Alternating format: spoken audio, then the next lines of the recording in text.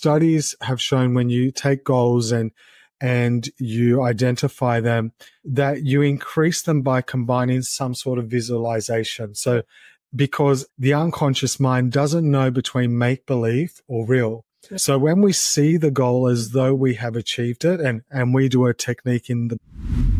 Are you at a point in your life where you know you need a change, but find yourself always falling back into bad habits? Or perhaps you're not sure where to start.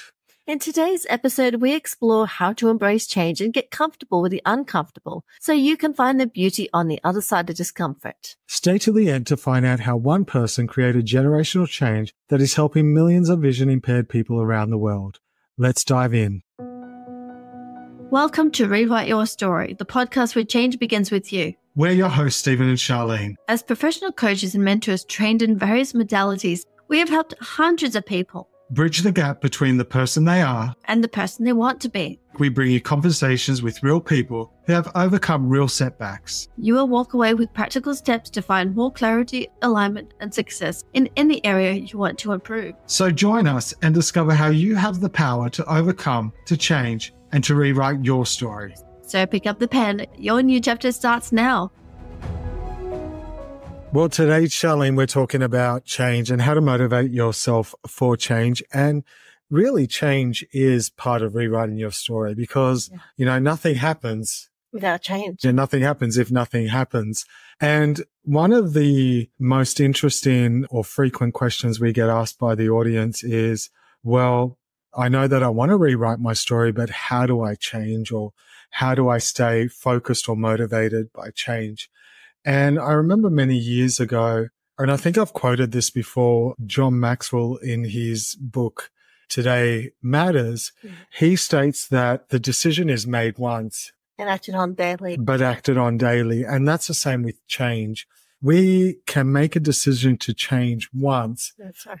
But sometimes it's the unlearning of habits. Yes, absolutely. And that's it. It's the unlearning of habits, isn't it? Yeah, because our habits, if you look at our lives and what motivates us, we are a sum total of our habits or our daily actions. That's right. So looking at it in that point of view can really motivate us to change. Yeah. When we realize that change is a matter of unlearning habits, relearning new habits, making that decision once, but acting upon that decision daily. So in your opinion, Sharlene, working with, as a counselor, and I can come to it as a coaching point of view, why do you think change is so difficult?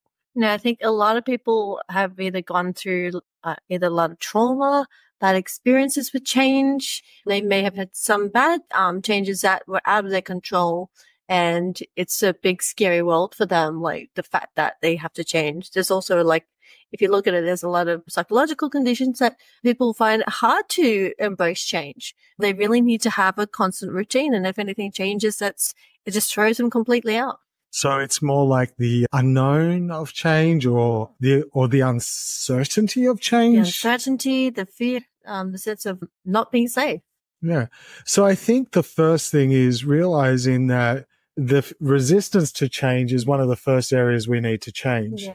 Now, if we look at it from a coaching point of view, it is the neural pathways that have been created through that habit and redirecting or reforming those neural pathways. That's right. And one of the things that we can look at is things like a simple swish pattern. Now, we won't go into what a swish pattern is here, but, like something really simple as a swish pattern can reprogram and form brand new neural pathways that allow people to create change. That's right. And it's the de-association of the habit to that neuro pathway. And it's almost like, it seems like magic, but it's actually our brain just doing all the work for us. Yeah. And change can actually be really simple with coaching. Yeah. And techniques that are available.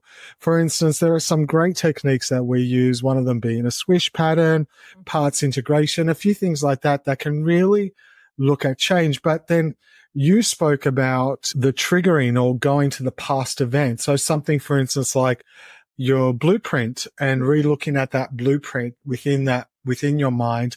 And again, when we look at blueprint, it's just a unconscious pathway that has been created that we want to change and de-associate with. That's right. I mean, if you look at it, Stephen, like our brains, like our human brains are focused and like, I guess, created to try and keep us safe, right?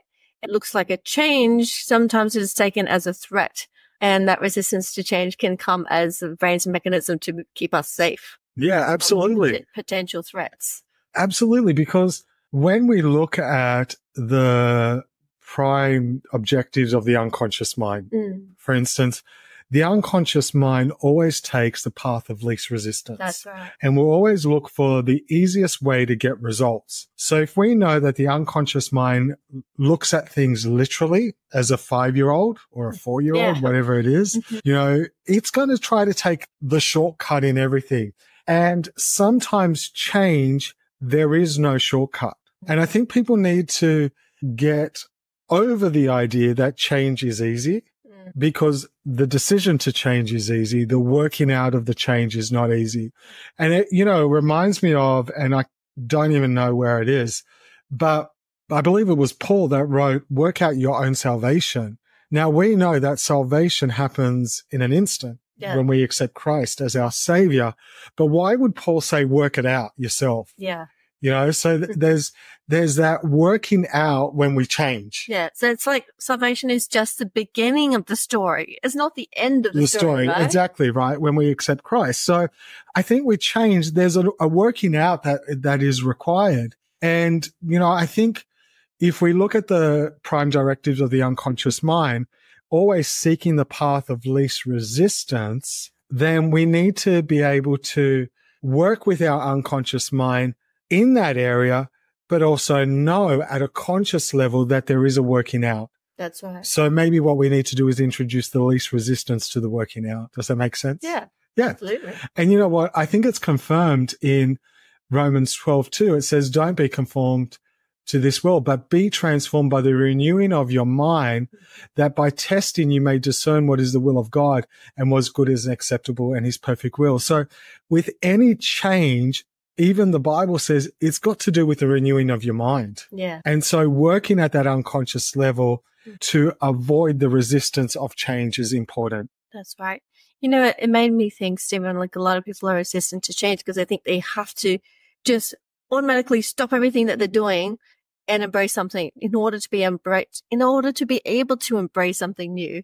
And that sometimes seems scary because it's something so familiar to them, right? But I always like to, sometimes when I'm working with clients, just to introduce something new every day. Just one thing new. One thing new. It doesn't mean they have to think about getting rid of anything, but just add something to it. Just insert that in somewhere where they would usually do something else instead and put a pause in between that pattern. So it's a pattern interrupt. A pattern interrupt. Yeah. So learning how to pattern interrupt yourself. Yes. So I think one of the key takeaways in this is recognizing that resistance to change is actually normal. Yeah. You know, we all resist what we don't know, but understand that the reason behind the resistance can actually help you address and overcome the change needed to rewrite your story. Absolutely. You know what? Viktor Frankl actually says, when we are no longer able to change a situation, we are challenged to change ourselves. That's powerful. You know, and I know you absolutely love that book, Man's Search for Meaning. Yeah. And use Viktor Frankl a lot. And, you know, if we look at, for our audience that don't know the background of his story, do you want to just tell them a little bit? Yeah, absolutely. Basically, he's actually a doctor. So he's like a psychologist who's somehow gotten himself into the concentration camps. It's back in those days of the concentration camps. And it's his experience of seeing the people in those environments and the difference between the people who developed and had a reason to live and to get through it. They were able to preserve their faith. They were able to preserve their positive outlook and still find a way to get through that and survive.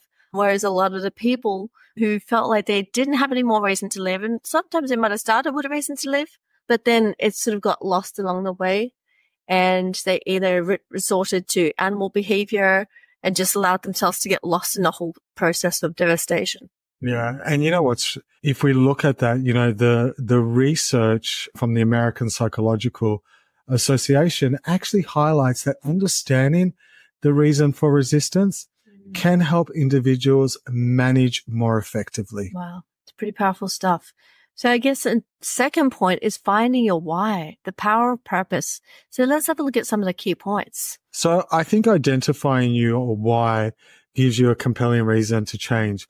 You know, changing for the sake of change because you saw it on social media, or, you know, it's the latest trend, or it's what everyone's doing. It's not a strong enough why. And it's not sustainable. It's not sustainable. And we go back to last week's episode. Chad spoke about the father who wanted to lose weight and would not sustain it. And it wasn't until his daughter was in need. And I thought that was such a great story. You know, it wasn't until his daughter was in need. And he couldn't provide. And he couldn't provide. And the doctor said, if you want to donate your kidney to her, you need to lose, I don't know how much weight, but you need to lose all this weight. And within a short period of time, he lost it because it was life and death. It was his daughter's life. And so the why became stronger. Yes. It became bigger than his how, right? It became bigger than his how. So purpose provides direction and motivation in challenging times. And we really need to be aware of that. That's right. So we need to have a way to reflect on our own goals and values and ask ourselves why we want change and how it aligns with our life's purpose. Do you know, I know, for instance, for me, when I'm away from my purpose in life, I'm not happy. Yeah. Do you know what I mean? Right. So how do you know your purpose? It's what brings you joy. You know, some people struggle with purpose and finding their purpose. And again, it's about what motivates you. What actually can you spend hours and hours doing and time just gets away from you and you're so excited doing it, you know? Yeah. What is your take on that?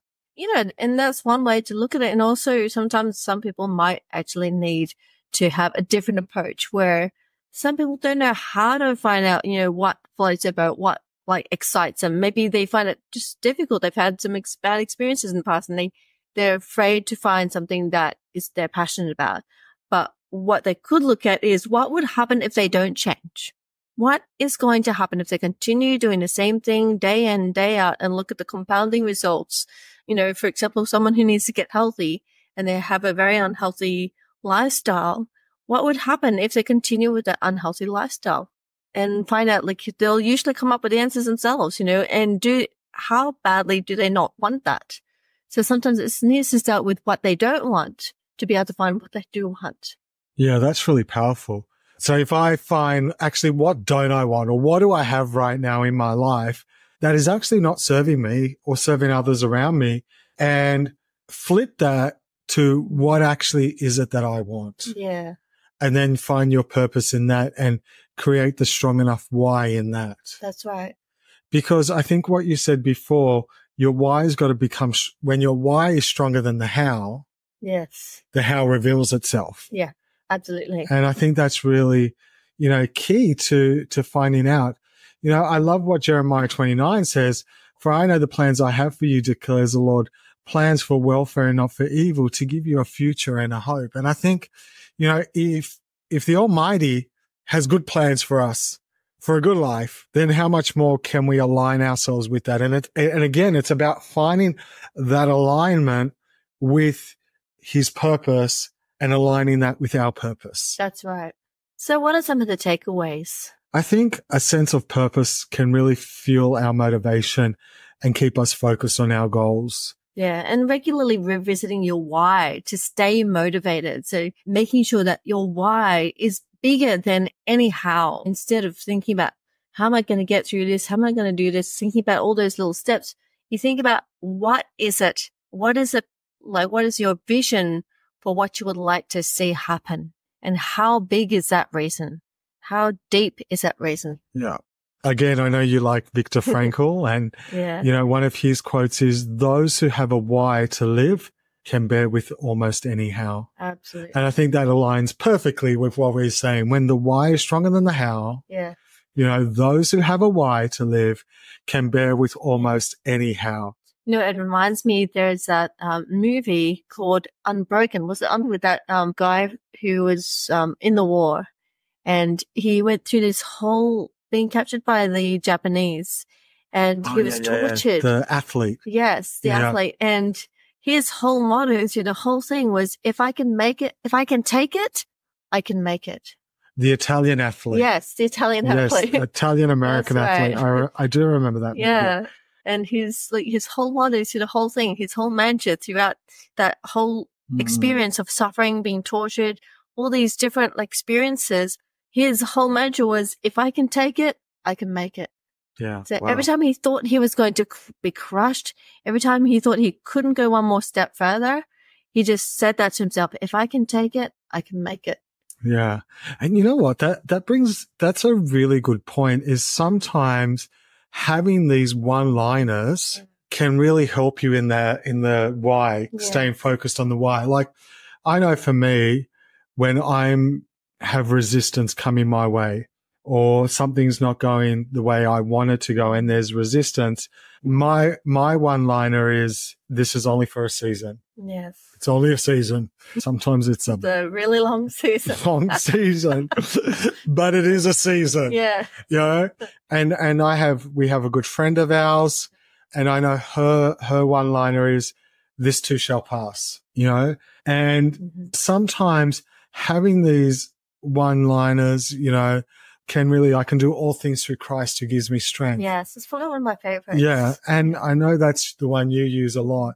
And, just having these one-liners can really just be a pattern interrupt when you're going down that valley of despair, but also keep you focused and can actually serve as an anchor. Yeah, absolutely. And it's really important, I reckon, to often have a visual reminder for ourselves, even if it's just a bracelet or something that we can hold on to that just reminds us during those moments of traumatic experiences. Because the fact is, when someone goes through trauma, it's our brain has this little rational side of things on the top. And then as soon as we've gone through something traumatic, it sort of flips off. You've heard that term, flip out. That's the rational brain flipping out. And we're left with the hippocampus, which is responsible for the memory. And it's telling us that we're experiencing that as now. Right. The amygdala is just warning us, sending off those signals that, hey, you're in danger, you're in danger. So that's why the rational brain is flipped off, because the amygdala is just going crazy. And it's telling us that, hey, something's not right. But it's just a memory. You know what I mean? Yeah, that is so good. And so that's why it's good to have those visual cues to help us bring us back into that moment of calm and remind us, okay, this is what I need to remember to tell myself. Because otherwise we forget about these resources that we have, because all we're thinking about is this memory that we have. Yeah, that's really good. And a couple of, probably a while ago, we did an episode on toxic positivity and the danger of the trap of the law of attraction, not the danger, but the trap of it causing more stress.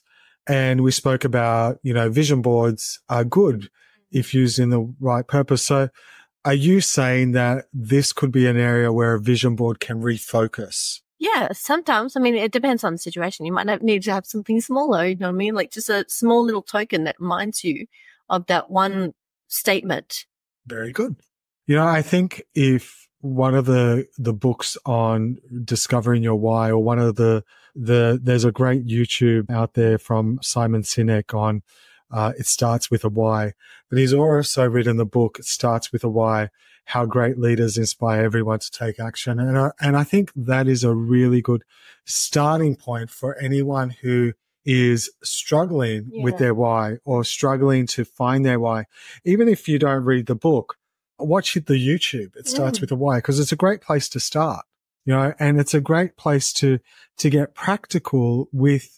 I think another step, Sharlene, is another practical approach is defining your goals or setting goals. And, I personally don't like SMART goals. Yeah. And the reason why I don't like SMART goals is I think it's so over-taught that it's familiar now that people don't actually take it for granted, and people don't actually implement it. because, you know, you think SMART goals, it's specific, you know, measurable, achievable, And who's got realistic, something? and timelines, you know? So I think, you know, sometimes when something, you know, what's that saying? Familiarity breeds contempt. That's right. So sometimes when we hear something so many times, we actually become null to it. Yeah. So I think lately I've started to use the whoop, Whoop, whoop. whoop, whoop, the whoop goal. Like a party. Yeah. And that is, whoop stands for wish, outcome, obstacle, and plan. Okay. Awesome. So the first step is, what is it? What do you wish when setting a goal? So what is your deepest desire? What is right? what's that deepest desire that you want? And then what's the outcome? So what would be the best outcome if your wish could come? What's that going to give you? Because a lot of people actually don't realize that it's not the actual goal that we want. It is it's the feeling that the goal gives us. Okay. So by actually knowing the outcome or the feeling, that way we can actually achieve that and identify that a lot quicker and actually manifest that or work towards it, whatever you want to call it, or achieve that. Then you need to look at actually, what are the obstacles? Yeah. Well, You know, that's a very realistic way of looking at it, right? yeah. So what's going to stand in your way? See, SMART goals doesn't really look at the obstacles. And so what happens is when someone sets a SMART goal is when that obstacle comes in their way, they actually run away or they crumble under the pressure. Yeah. Right. Does that make sense? So there's no forward planning of what could go wrong. Yeah. So when setting goals, we need to look at the obstacles. Now, the obstacles can be internal or can be external. Yeah. Okay. It could be those habits that we haven't recreated. Yeah. It could be those neurological pathways that we need to reform. Okay. Yeah. So what are those obstacles? And then the plan, what can we do to overcome these obstacles? Okay. Yes. So why does Whoop work? It actually combines the positive thinking with realistic planning. I like that. Okay. Yeah. And helps to identify and address the potential challenges of proactivity. Yeah. So a very proactive way of like addressing what you want to happen and also addressing what could come up in the meantime and how to address that so that you're not caught unaware when those challenges come, but knowing how can I prepare for that? What other avenues? It's almost like being able to think laterally. So what are other ways that I can get around this? Can I go over it? Can I go under it? Can I go around it? Can I build the bridge? Yeah, exactly. Yeah, that's really good. And, you know, I guess while you're... get a sledgehammer. Well, I'm not encouraging to do that to people, right? Sometimes you feel like it. Anyway, that's another story. But do you know what it reminds me of when you were saying that, you know, the triple P, what is it? Prior preparation prevents piss poor performance. That's the Aussie way of saying it. Yeah. What is the proper way?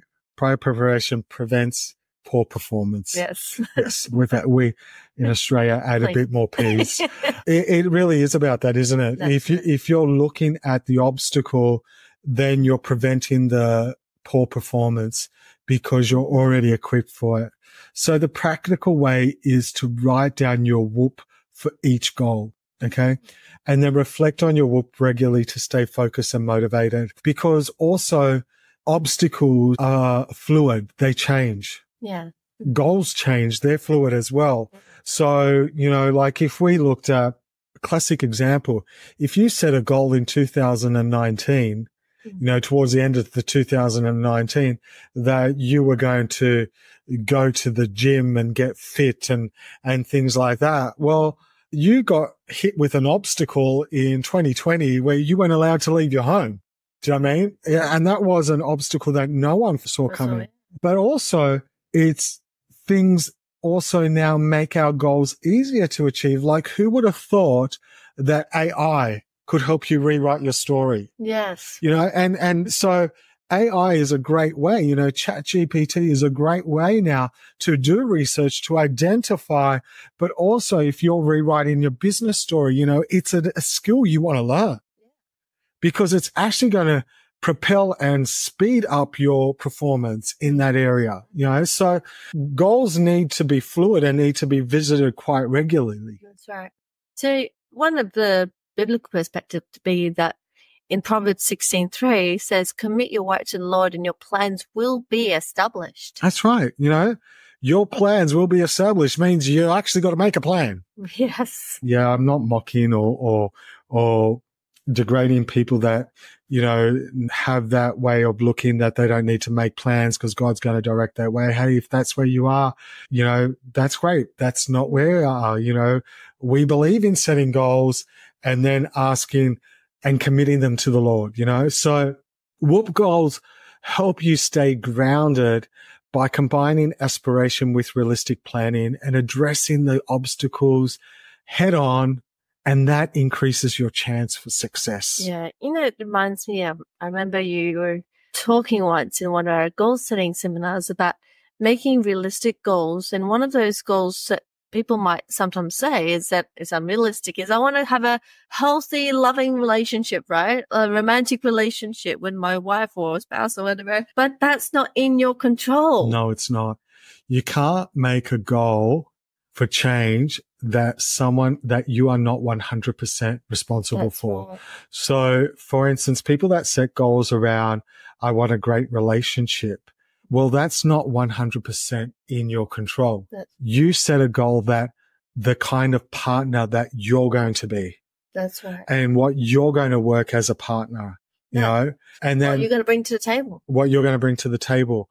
And then maybe one of those goals is having time to sit down with your partner and analyzing the relationship and discussing, if I bring this, what are you going to bring? That's what they're in control in. It's not about demanding what you want from them, because again, you're not in control of that. Yeah. And what we're not in control, we can't control. Yeah. I mean, and if you have to control someone to try and love you, that's not real love at the end of the day. You're just asking for a robot, really. No. And maybe, Sharlene, it could be simply as, if we look at the loving relationship goal, usually people set those goals when their needs aren't fulfilled in the relationship. Yeah. So maybe part of the goal is identifying what your needs are in a relationship, voicing those needs. Maybe the goal is open communication in order that you can both work on that relationship together. Give the other person opportunity to bring something to the plate rather than having to read your mind about what you need. Yeah. And if we look at the WHOOP goals, studies have shown when you take goals and you identify them, that you increase them by combining some sort of visualization. So, because again, the unconscious mind doesn't know between make-believe or real. So when we see the goal as though we have achieved it, and we do a technique in the blueprint, reprint, that helps you and your unconscious mind believe that you have already there at the fulfillment of your goal. And I think that is a crucial part. A lot of people set goals, but they don't see themselves in the possession of the goal, nor do they, but most importantly, feel the feelings of the possession of the goal. Like, what are you going to feel? Desperation, trying to get there because they're not there yet. Yeah. In the feeling. And so visualization and the feeling is so important when it comes to goal. And I think the final key to change and to motivate yourself and to keep motivated is community. Yeah. We speak about it all the time. Having your support system, either with a coach or a mentor. But I also want to share that your goal does not need to be shared with everybody. That's right. Okay. You want to choose wise counsel, wise mentorship when sharing your goal. That's right. Yeah. Trusted, reliable sources. You wouldn't go to, you wouldn't want to go to a plumber for accounting advice, right? No, unless they can account it themselves, right? I don't know. Who knows? But, you wouldn't want to go to someone who had experience in one area and no experience in what you actually need, telling you what to do in the area that you need. That's nothing to do with them. Yeah. And I think we've spoken about this before. I think sometimes when we share our goal out of excitement, those closest to you tend to discourage you because they don't want to see you hurt. or they don't want to see you not achieving that goal. So it's easier for me to discourage you in the pursuit of the goal than encourage you in the pursuit of the goal. Yeah. And so I think that's really important that, sometimes sharing a goal should be done with a coach or a mentor. Do you know what I mean? Right. Rather than family and friends. Because human nature is sometimes we encourage people to achieve their goals, but then when they're in the pursuit of them, we discourage them because the change in them does not meet our needs. That's right. So it's more about them. Now and then, like some people may be fortunate enough to have really supportive family that are all there for them and encourage them to pursue their dreams and to go ahead and do that and let them know that they're there for you in the background. But unfortunately, the truth is that not everybody's like that. Not everyone has a good, healthy family. Some people have toxic family members, you know what I mean? And that doesn't mean you don't love them, but you just need to choose who you share your goals with. Yeah. And there are a lot of support networks out there. Like if we look at Facebook, there are a lot of Facebook groups now dedicated to specific goals and things like that where people encourage them. And, we have the Rewrite Your Story closed group where people share their goals and their achievements and we become their cheerleaders and help them along that journey. So if you don't have a support group, feel free to join the Rewrite Your Story Facebook group as well. So joining a group is so important. And you know what? I love what 1 Thessalonians says, 5:11, therefore encourage one another and build one another up just as you are doing. And I think that's the key. We want to really encourage people. So if we look at that, a strong support system can provide the motivation, encouragement, but not only that, the accountability, which is something that we hate, to be held accountable because it's used in such a negative connotation. But, I go back to Chad last week and how he spoke about discipline. And sometimes we just need those people to get around that and, be disciplined. And I can't remember if it was Chad or you, but we were talking about it afterwards. And I think you mentioned, well, if you look at the word discipline, it comes from the word disciple, and it was him. Yeah. Yeah. And then, looking at that as well. So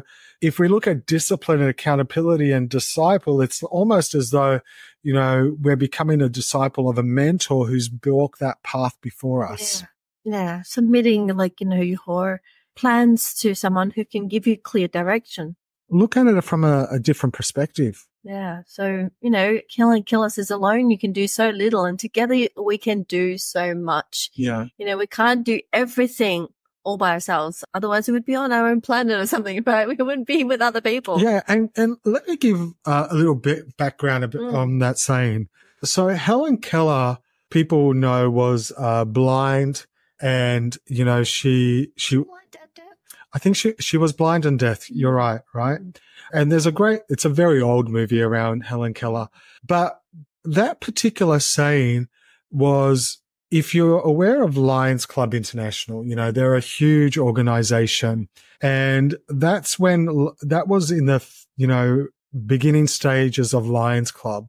I don't know the full story. They either approached Helen Keller or she was a speaker there.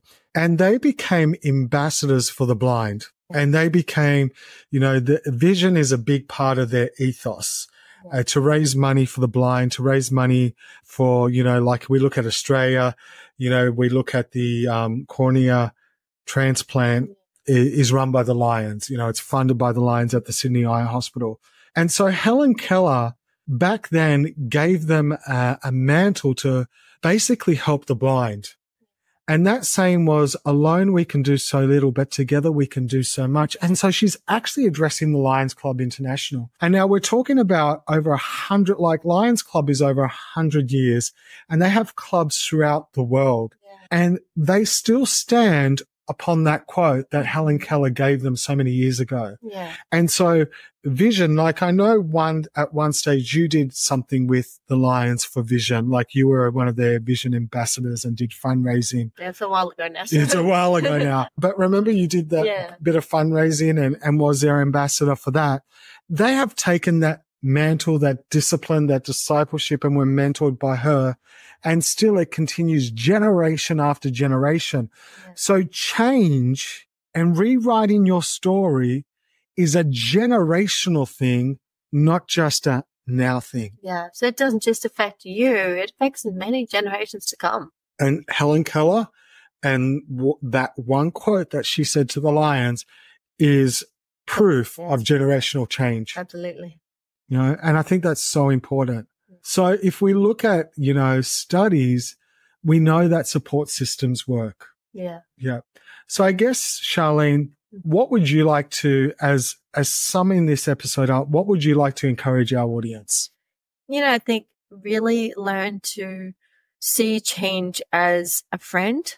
Yes, some changes aren't always great, but there's other areas in our life that it will impact on a very profoundly positive way that we didn't realize could happen. A lot of change can be uncomfortable at first, but when we learn to embrace it and get comfortable with the discomfort, you'll find that the beauty happens on the other side of that comfort, out of our comfort zone. That's great. Beauty happens on the other side of our comfort zone. Thank you for joining us on the Rewrite Your Story podcast. We hope you found this episode enlightening. For more information on the topics discussed, please visit our website at stephenandsharlene.com. Don't forget to subscribe to our podcast on your favorite platform, share it with your friends, and follow us on social media at Stephen and Sharlene. Until next time, stay informed and inspired. This is Stephen and Sharlene signing off from the Rewrite Your Story podcast. Thank you and stay blessed.